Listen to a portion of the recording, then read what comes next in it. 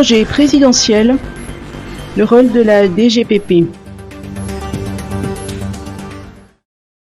De grands projets comme la rocade d'Yariv et le stade Barea vont être inaugurés d'ici peu. La direction générale en charge des projets présidentiels tient un rôle majeur dans tous ces projets. Le rôle de la direction générale en charge des projets présidentiels, c'est selon le décret de sa mise en place au sein de la présidence de la République.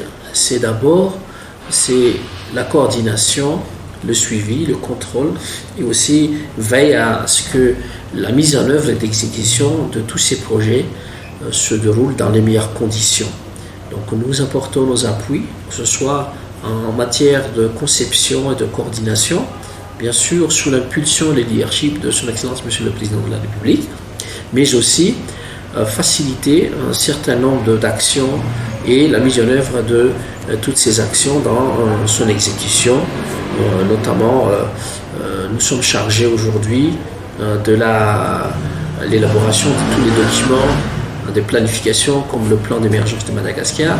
On était au cœur également des colloques qui s'est déroulé ces derniers temps dans le sud de Madagascar, dans la région d'Anous et d'Androuy, le 11 et 12 juin dernier, où nous avons pu effectivement coordonner un certain nombre de projets et d'actions en vue de l'émergence du Grand Sud de Madagascar pour que, selon le président le dit, nous puissions changer l'histoire. Selon Augustin Djemalanour, nous sommes déjà dans la mise en œuvre du plan Émergence Madagascar. Nous ne sommes pas dans une phase de réflexion ou d'élaboration des documents seulement, mais vous savez très bien, le président de la République a décidé d'avoir une démarche pragmatique. C'est au lieu de sortir aujourd'hui des volumes de documents qui pourraient être utiles, bien sûr, mais qui va nous servir de base de réflexion, nous avons approché la population et les responsables locaux, notamment aussi des élus, comme les maires, les députés et les sénateurs, pour que nous puissions prendre les résolutions qui sont en adéquation avec les réalités du terrain. Selon Augustin Djemalanour, tout est mis en place pour que les projets présidentiels se poursuivent.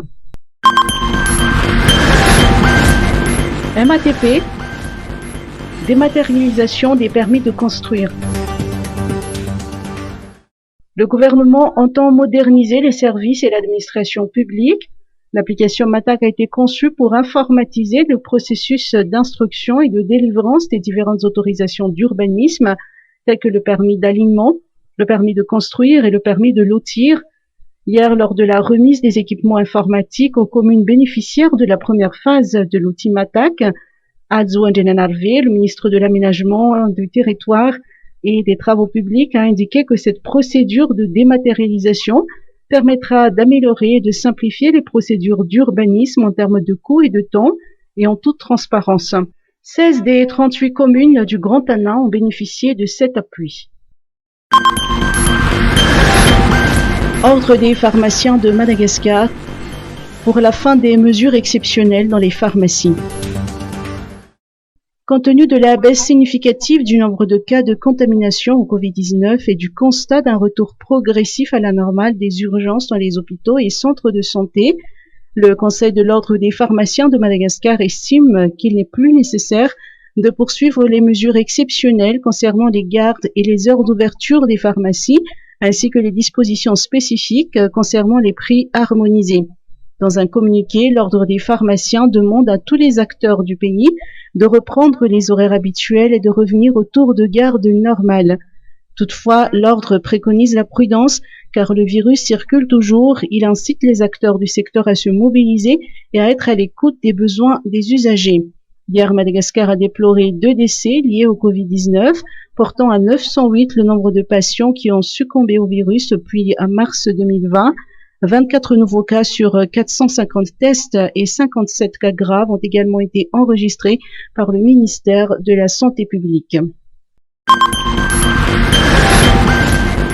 Royaume-Uni, 2,5 millions de dollars pour le Grand Sud. Le Royaume-Uni a acté un accord de 2,5 millions de dollars avec l'UNICEF pour une assistance additionnelle multisectorielle de 12 mois au profit des familles vulnérables, victimes de malnutrition aiguë et d'insécurité alimentaire dans le sud de Madagascar. Le financement britannique augmentera l'accès à l'eau pour 25 000 personnes et fournira à 6 500 ménages du Grand Sud une aide financière d'urgence. Ces fonds permettront également aux cliniques mobiles de fournir à 35 000 enfants et 6 000 femmes un accès à des soins de qualité, de renforcer la détection et le traitement de malnutrition aiguë et de donner à plus de 9 000 personnes à risque l'accès à des services de qualité de prévention des violences basées sur le genre.